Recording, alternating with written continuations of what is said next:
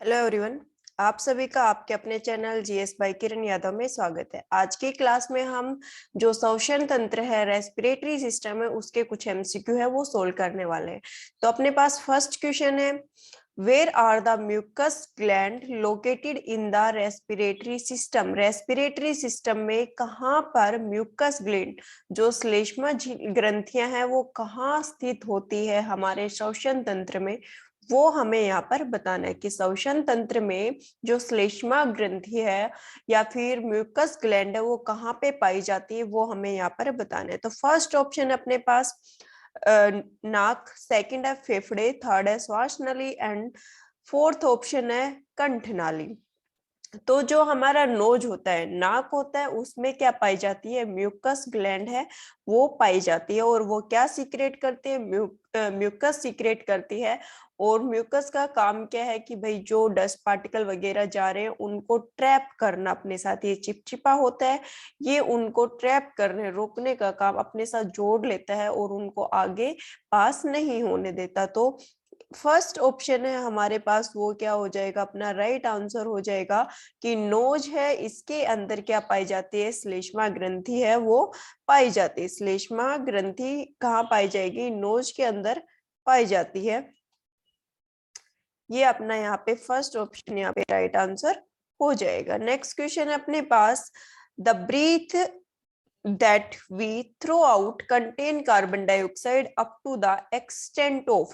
जब हम सांस बाहर निकालते हैं, सांस छोड़ते हैं, उस टाइम पे हम कितनी कार्बन डाइऑक्साइड, कितनी सीमा तक कार्बन डाइऑक्साइड हम बाहर निकालते हैं, वो चीज हमें यहाँ पर बतानी है। तो फर्स्ट ऑप्शन अपने पास 16%, सेकेंड है 12%, थर्ड ऑप्शन है 8% एंड फोर्थ ऑप्शन है 4%।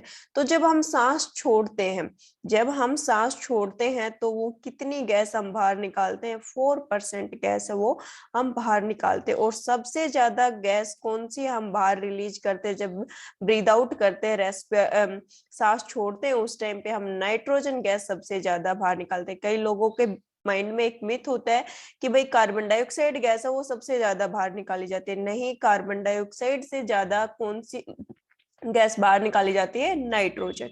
नाइट्रोजन गैस है वो सबसे ज्यादा बाहर निकाली जाती है। कार्बन डाइऑक्साइड कितनी, 4% तक कार्बन डाइऑक्साइड है वो हम बाहर निकालते हैं। नेक्स्ट क्वेश्चन है अपने पास, the lungs are located in cavity and surrounded by the. जो फेफड़े हैं वो कौन सी गुहा में स्थित है और किससे घिरे हुए होते हैं, उनके चारों तरफ की किस चीज की कवरिंग होती है, तो वो हमें यहाँ पर बताना है। तो फर्स्ट ऑप्शन है अपने पास एब्डोमेन एंड पेरिटोनियम, सेकंड है abdominal and pericardium, third option है thoracic and pericardium, fourth option है थोरिक एंड प्लूरल मेम्ब्रेन। तो जो अपना लंग्स है ये कहाँ पे, थोरेसिक कैविटी, मतलब चेस्ट वाला जो पार्ट होता है हमारा, उसको हम क्या बोलते हैं, थोरेसिक कैविटी बोला जाता है।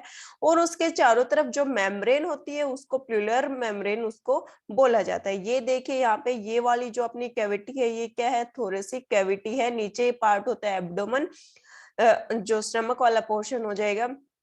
तो एब्डोमेन कैविटी में क्या प्रेजेंट है, हमारे लंग्स है वो पाए जाते हैं। और इनके चारों तरफ जो कैविटी होती है वो होती है प्लूरल मेम्ब्रेन। और जो लंग्स है इनके बीच में क्या पाया जाता है, हार्ट पाया जाता है। और हार्ट इनके बीच में प्रेजेंट है, इसीलिए जो हमारा लेफ्ट लंग होता है इसका साइज भी छोटा होता है। तो अपना लंग्स, अपने फेफड़े कहाँ पाए जाएंगे, थोरेसिक कैविटी में। और इनके साथ जो मेम्ब्रेन होगी, प्लूरल मेम्ब्रेन है वो पाई जाती है। वक्ष के अंदर पाए जाएंगे, फुफ्स झिल्ली है वो इनके चारों तरफ पाई जाती है। नेक्स्ट क्वेश्चन अपने पास, in human being the respiratory pigment is.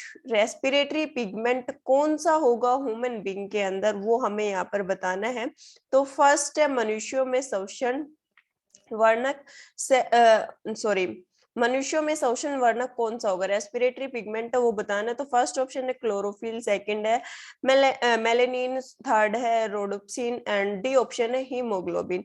तो हमें पता है कि भाई हीमोग्लोबिन पिगमेंट है जो कि हमारी रेड ब्लड सेल्स में प्रेजेंट होता है। इसके साथ क्या ऑक्सीजन है वो क्या होगी, बाइंड अप होगी और फिर पूरी बॉडी में उसकी सप्लाई हो जाती है। यहाँ पे देखिए एल्वियोली में दिखाया गया है कि कैसे ऑक्सीजन है वो बाइंड अप हो रही है। तो हीमोग्लोबिन पिगमेंट की साइज सहायता से ऑक्सीजन उसके साथ बाइंड अप हो जाती है और फिर आगे पास होती है। नेक्स्ट क्वेश्चन है, which of following condition can cause hypoxia. Hypoxia कौन सी स्थिति के कारण बन जाती है?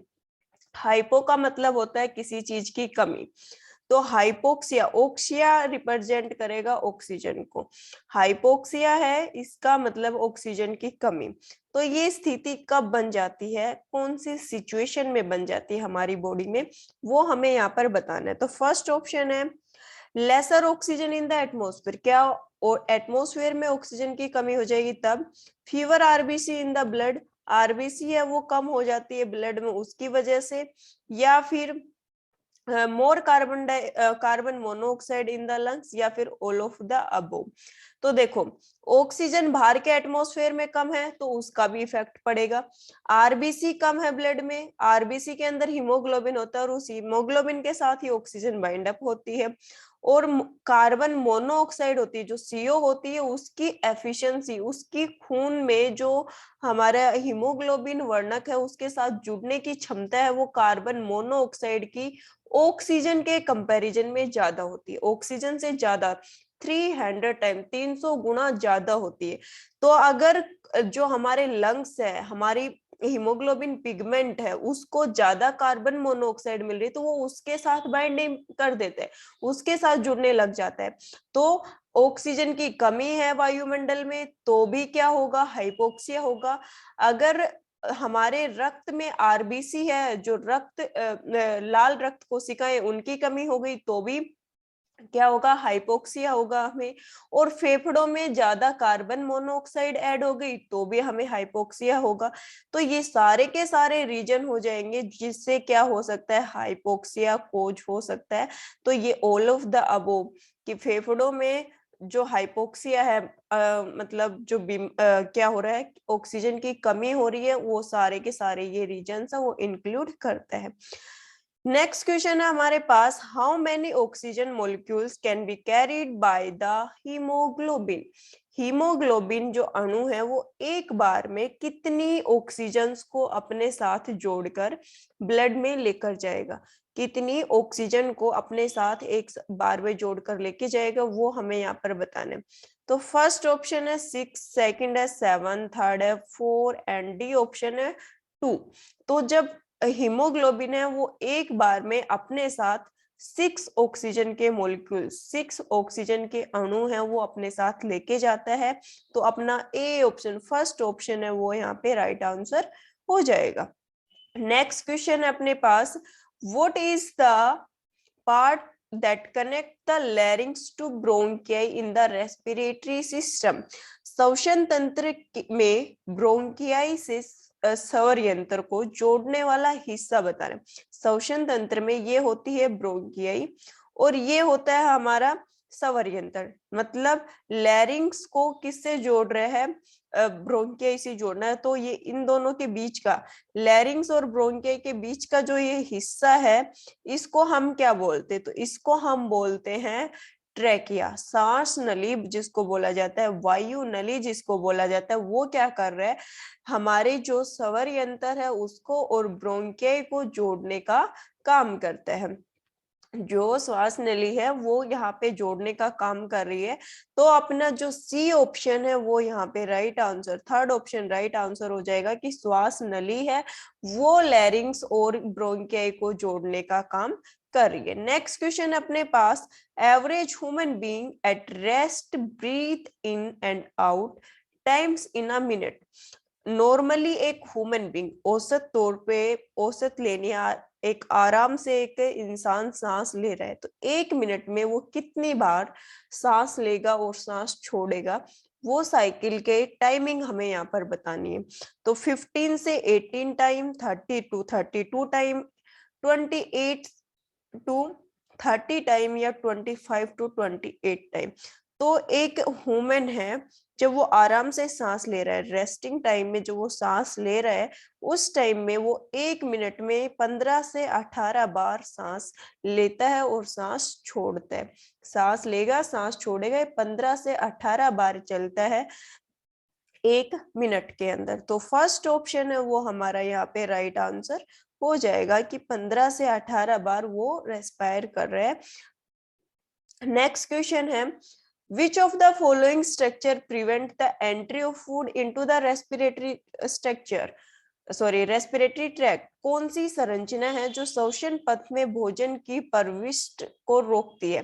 कि भाई देखो, हमने पढ़ा था कि ग्रास नली तो दोनों के लिए एक ही रास्ता है, ग्रास नली से हवा भी जाएगी और ग्रास नली से क्या जाएगा, भोजन भी जाएगा।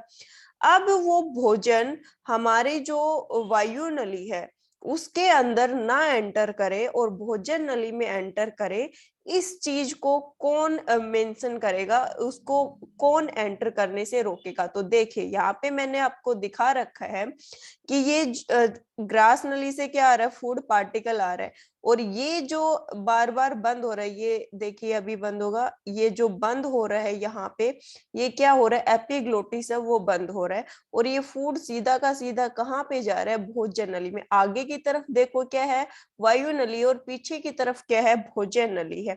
तो जो इसको पास करने का काम कर रहा है वो कौन कर रहा है यहाँ पे, जो ये बार बार बंद हो रहा है, खुल रहा है, बंद हो रहा है, तो इस चीज का क्या नाम दिया गया, इस का नाम क्या दिया गया, एपिग्लोटिस नाम दिया गया, जिसको कंठ छंद कहा जाता है, कंठ छंद इसको बोला जाता है। यही करेगा कि भाई खाना है वो कहाँ पे जाए, भोजन नली में जाए, और हवा है वो कहाँ पे जाए, श्वसन नली में है। ये चीज किस पे डिपेंड करती है, एपिग्लोटिस पे डिपेंड करती है। नेक्स्ट क्वेश्चन है, hiccups in human generally occur due to the forceful downward shifting of the, जब एक मनुष्य में हिचकी आ रही, आमतौर पर हिचकी आ रही, तो किस चीज का स्थानांतरण हो जाता है, नीचे, जबरदस्ती स्थानांतरण, फोर्सफुली उसको नीचे की तरफ स्थानांतर कर दिया गया, उसको नीचे की तरफ धकेल दिया गया, तो किसका स्थानांतरण हो जाएगा फोर्सफुली नीचे की तरफ, तब हमें हिचकी आनी शुरू हो जाती। डायफ्राम, ट्रैकिया, फेफड़ा या फिर स्वरयंत्र, इनमें से कौन सा है जिसके नीचे की तरफ जाने से हमें हिचकी आनी शुरू हो जाती? तो जो डायफ्राम होते हैं, देखो ये ऊपर रिब्स है, अंदर क्या है, इनके अंदर क्या है, लंग्स है, और लंग्स के नीचे ये वाला जो पोर्शन है, ये वाला पोर्शन, इधर ये वाला पोर्शन, इसको बोला जाता है डायफ्राम। क्या बोलते हैं इसको, डायफ्राम बोलते हैं हम।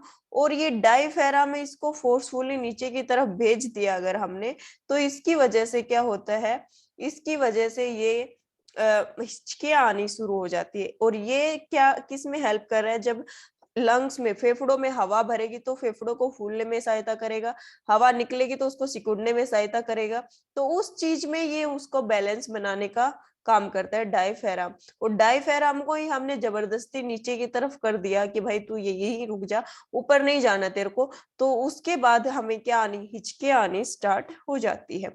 तो अपना यहाँ पे फर्स्ट ऑप्शन है वो क्या हो जाएगा, राइट आंसर हो जाएगा। नेक्स्ट क्वेश्चन है, What is the first step involved in respiration?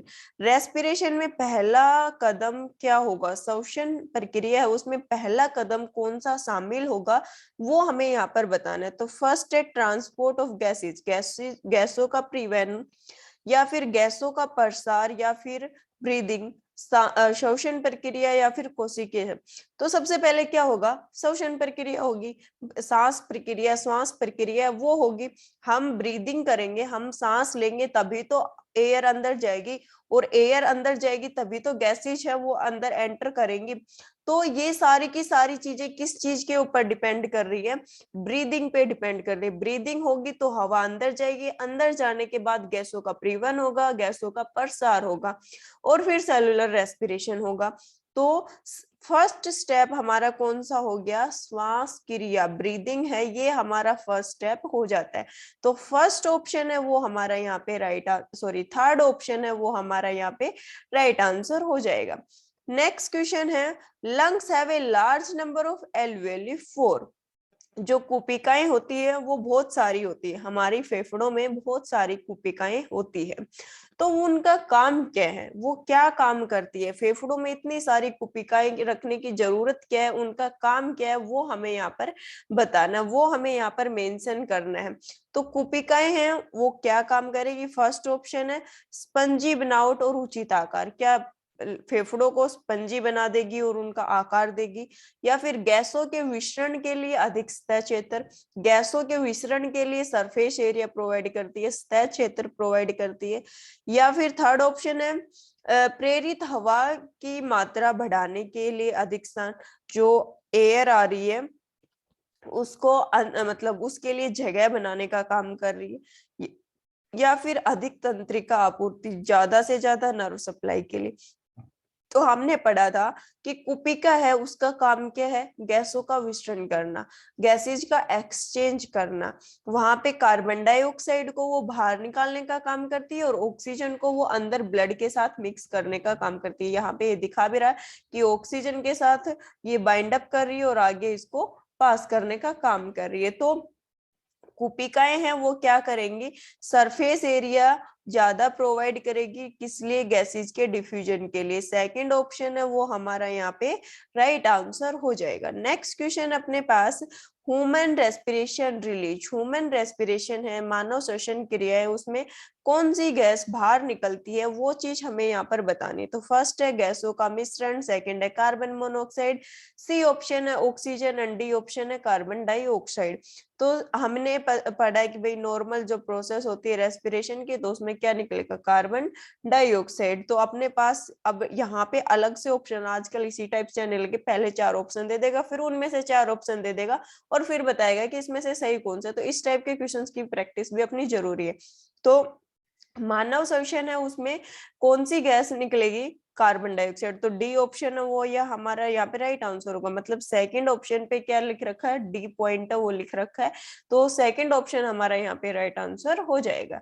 Next question है, the path that leads from the throat to lungs is known as, गले से फेफड़े तक का जो हिस्सा है उसको हम क्या बोलेंगे, गले से लेकर फेफड़ों से तक जो थ्रोट का पार्ट और लंग्स, मतलब यहां से लेकर,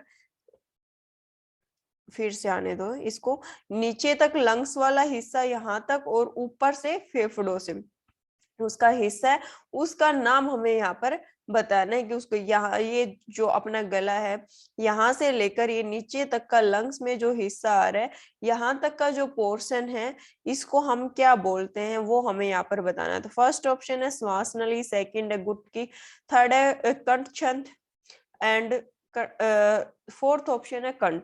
तो जो ये पाइप आ रही है यही तो जोड़ने का काम करे गले को और लंग से, तो उसको क्या बोलते हैं हम, श्वास नली, ट्रैकिया बोला जाता है। तो फर्स्ट ऑप्शन हमारा यहाँ पे राइट आंसर हो जाएगा। नेक्स्ट क्वेश्चन है, the ratio of the volume of CO2 release to the volume of O2 taken in respiration called as, जो रेशियो है एक अनुपात है जिसमें कार्बन डाइऑक्साइड की मात्रा है उसको तो बाहर निकालना है और जो ऑक्सीजन की मात्रा है उसको हमें खून में मिक्स करना है, जो रक्त है उसके अंदर हमें उसको मिक्स करना है। तो वो रेशियो है, वो अनुपात है, उसको हम क्या बोलेंगे, कार्बन डाइऑक्साइड को बाहर निकाला, ऑक्सीजन को खून में मिलाना, उस रेशियो को क्या बोलेंगे वो हमें यहाँ पर बताना है। तो फर्स्ट ऑप्शन है फोटो रेस्पिरेशन, सेकंड है रेस्पिरेटरी क्वोशिएंट श्वसन अनुपात, या फिर फोस्फोराइलेशन, या फिर ऑक्सीकरण। तो उस रेशियो को हम क्या बोलते हैं, रेस्पिरेटरी क्वोशिएंट है ये बोला जाता है, श्वसन अनुपात उसको बोला जाता है। तो सेकंड ऑप्शन है वो हमारा यहाँ पे राइट आंसर हो जाएगा। नेक्स्ट क्वेश्चन है, the narrowest and most numerous tube of lungs are found, फेफड़ों में जो सबसे संकीर्ण और बहुसंख्यक ट्यूब लाइक स्ट्रक्चर बोल रहा है, गुब्बारे जैसी संरचना नहीं बोल रहा है, यहाँ पे कैसी बोल रहा है, ट्यूब जैसी। तो ये वाली जो ट्यूब जैसी स्ट्रक्चर है वो बनी हुई है फेफड़ों के अंदर, इसको हम क्या बोलते हैं वो हमें यहाँ पर बताना है।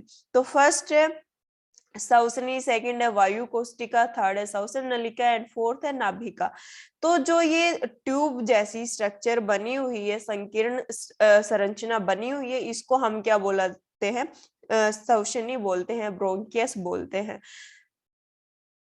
तो यहाँ पे क्या हो जाएगा, अपना फर्स्ट ऑप्शन है वो यहाँ पे राइट आंसर हो जाएगा। नेक्स्ट क्वेश्चन है, the covering of lungs is called, lungs के चारों तरफ कवरिंग होते हैं, एक आवरण पाया जाता है, उनको चारों तरफ से ढकने के लिए उस आवरण को क्या बोलते हैं वो हमें यहाँ पर बताना है। तो फर्स्ट है पेरिकार्डियम, सेकंड है प्लूरल मेम्ब्रेन, थर्ड है पेरिकार्डियम एंड फोर्थ ऑप्शन है पेरिटोनियम। तो जो लंग्स है उनके लिए प्लूरल वर्ड का हम यूज करते हैं। तो जो प्लूरल मेम्ब्रेन है ये किसके चारों तरफ पाई जाती है? लंग्स के चारों तरफ पाई जाती है। सेकंड ऑप्शन हमारा यहाँ पे राइट आंसर हो जाएगा। नेक्स्ट क्वेश्चन है, which part of human respiratory system provide surface of मतलब मानव श्वसन प्रणाली में कौन सा हिस्सा है जो गैसेज का आदान प्रदान करने के लिए सतह प्रदान करता है, गैसेज के एक्सचेंज में सहायता करता है, गैसेज है उनका आदान प्रदान करने में सहायता कर रहा है, वो कौन सा यहाँ पे हिस्सा होगा श्वसन प्रणाली का, वो हमें यहाँ पर बताना है। तो फर्स्ट ऑप्शन है एल्वियोली, सेकंड है ब्रोंक्यूल्स, थर्ड ऑप्शन है ब्रोंकियाई, फोर्थ ऑप्शन है ट्रेकिया। तो कौन करता है गैसेज का एक्सचेंज? बहुत बार बता दिया, अभी भी 2 क्वेश्चन रिपीट हो चुके हैं। तो वो क्या होगी? एल्वियोली है। वो जो एल्वियोली है, कुपिका है, लंग्स की कुपिका है, वो क्या करती है? जो गैसेज का एक्सचेंज है उसमें हेल्प करती है। तो फर्स्ट ऑप्शन हमारा यहाँ पे राइट आंसर हो जाएगा। नेक्स्ट क्वेश्चन है, which of following increase the rate of respiration? जो रेस्पिरेशन का रेट है, जो श्वसन की दर है, उसको कौन बढ़ाने का काम करेगा, वो हमें यहाँ पर बताना है। तो फर्स्ट है increase in carbon dioxide in blood. खून के अंदर, रक्त के अंदर कार्बन डाइऑक्साइड बढ़ जाएगी तो क्या रेस्पिरेशन की दर बढ़ जाएगी? सेकंड है increase in hydrogen ion in blood. क्या हाइड्रोजन के बढ़ने से श्वसन की दर बढ़ेगी? या फिर increase in the nitrogen in blood, nitrogen बढ़ने से होगा? या फिर बोथ फर्स्ट एंड सेकंड? तो दोनों के बढ़ने से, बोथ फर्स्ट और सेकंड, ये हमारा राइट आंसर हो जाएगा। क्यों होगा? कार्बन डाइऑक्साइड अगर ब्लड में ज्यादा होगी तो उसको बाहर निकालने के लिए हमारी जो कुपिकाएं हैं वो काम करेंगी, और हाइड्रोजन आयन ज्यादा होंगे तो वहां पे वाटर सप्लाई करने के लिए रेस्पिरेशन की प्रोसेस फास्ट होगी। तो फोर्थ ऑप्शन है वो हमारा यहाँ पे राइट आंसर हो जाएगा। नेक्स्ट क्वेश्चन है अपने पास, नेक्स्ट क्वेश्चन है, which part of respiratory system creates a cuffing reflex to prevent any solid object passing through? श्वसन प्रणाली का कौन सा हिस्सा है किसी भी ठोस वस्तु को अंदर आने से रोकने के लिए अनैच्छिक खांसी उत्पन्न करता है? कोई भी चीज है वो कहाँ पे, हमारी जो सांस की नली है उसमें जा रही है, तो उसको रोकने का काम कौन करता है? कौन करेगा? एपिग्लोटिस। पहले भी बताया ये इसकी एक्सप्लेनेशन।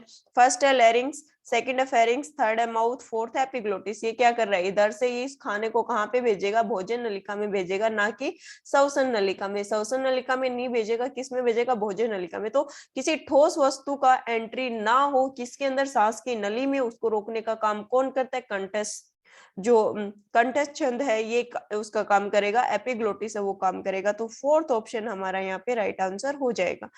ये अपने कुछ एमसीक्यू हो गए जो कि श्वसन तंत्र से रिलेट करते हैं। अगर आपको वीडियो कुछ इंफॉर्मेटिव लगी, कुछ समझ में आया, तो प्लीज लाइक कर देना, शेयर कर देना, और जो चैनल पे न्यू है वो प्लीज चैनल को सब्सक्राइब कर लीजिए, और ताकि जो भी वीडियो है अपलोड हो किसी भी टॉपिक से रिलेटेड उसका नोटिफिकेशन आपको मिलता रहे। आज की क्लास में इतना ही, मिलते हैं नेक्स्ट सेशन में। Thank you so much, have a nice day.